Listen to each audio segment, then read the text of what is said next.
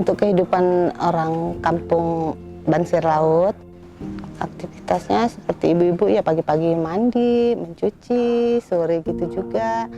Kalau anak-anaknya ya mainnya kebanyakan di sungai, berenang bareng, selepas mereka pulang sekolah.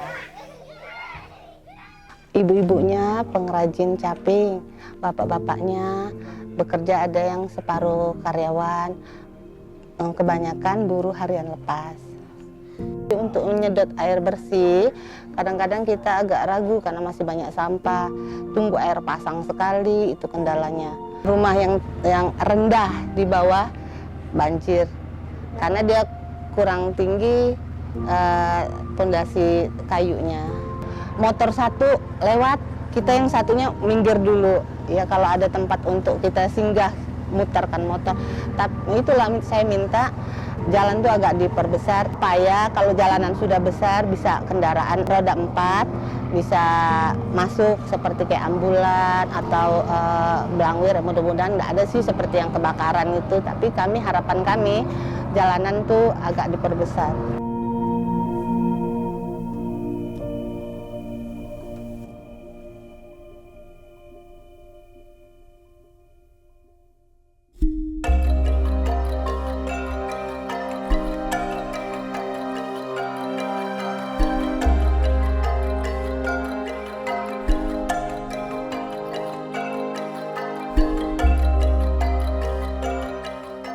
Kalau untuk masyarakat sendiri di Kelurahan Bansir Laut yang terkena pilot project untuk konsolidasi tanah ini, mereka ini udah tinggal secara turun-temurun, masih memerlukan sungai sebagai pusat kehidupan di sana, karena mulai dari mandi cuci kakusnya itu masih di sungai.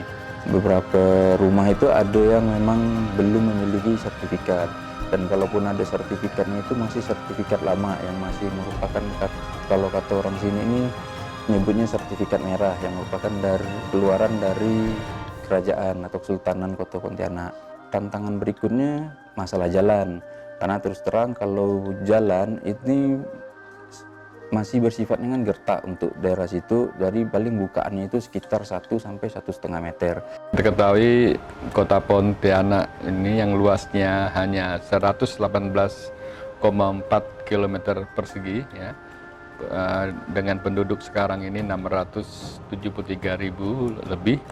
Ini menyebabkan beberapa kawasan sangat padat, ya, sangat padat, terutama di sepanjang pinggiran Sungai Kapuas. Kita tetap berkomitmen untuk mengatasi masalah-masalah kawasan kumuh terutama dengan konsolidasi, terus penataan dan terus mengembangkan kawasan tersebut dengan meningkatkan infrastruktur dasar seperti jalan, drainase, dan sarana prasarana dasar lainnya.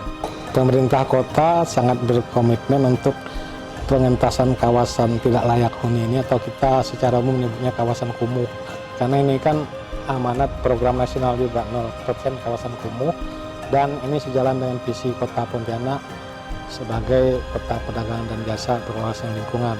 Karena kawasan-kawasan yang kumuh dan tidak layak huni tadi itu kalau dibiarkan, pertama akan merusak wajah kota, kemudian akan menyebabkan masalah-masalah sosial, masalah kesehatan. Kita bekerja sama dengan BPN untuk melakukan konsolidasi tanah agar tanah-tanah yang kaplingnya tidak baik, tidak tertata, tidak mencukupi bisa diperbaiki, ya.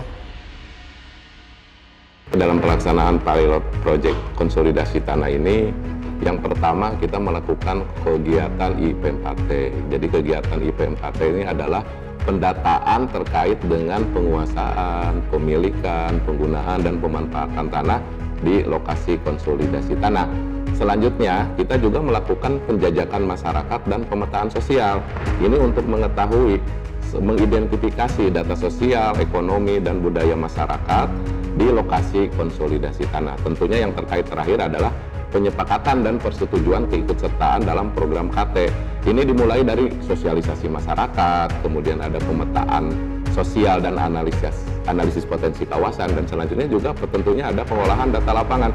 Dari sanalah sehingga diperoleh persetujuan dan kesepakatan terkait dengan keikutsertaan program konsolidasi tanah. Mereka ingin seperti yang lain-lain, wilayah lain, ingin kepastian terhadap kepemilikan tanah itu. Masyarakat di sini sangat menerima program ini, masyarakat di sini mendukung sekali. Tapi dengan adanya tim ini turun, mereka lebih tahu bagaimana proses pensertifikatan tanah, ya, juga kepemilikan kepastian secara hukum. Dengan adanya perbaikan-perbaikan dan penataan-penataan itu dapat meningkatkan perekonomian masyarakat setempat, terutama di warga Bansir Laut ini.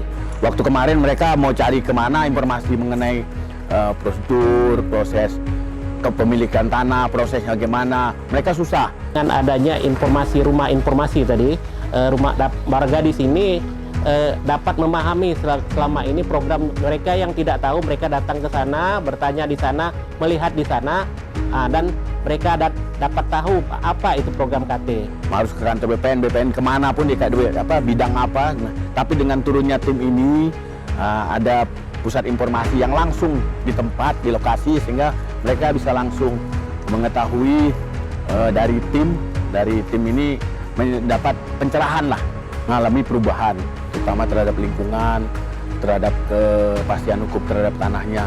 Semoga nanti ke depannya Bansir Laut ini bisa dijadikan tempat destinasi wisata. Moga-moga ke depannya program KT ini bisa memetakan, dan khususnya di bantaran Sungai Kapuas ini bisa tertata dengan rapi dan ada ruang terbuka hijau untuk kegiatan-kegiatan masyarakat yang di pinggiran sungai. Jadikan sampai jadi konsolidasi tanah untuk hidup yang lebih baik.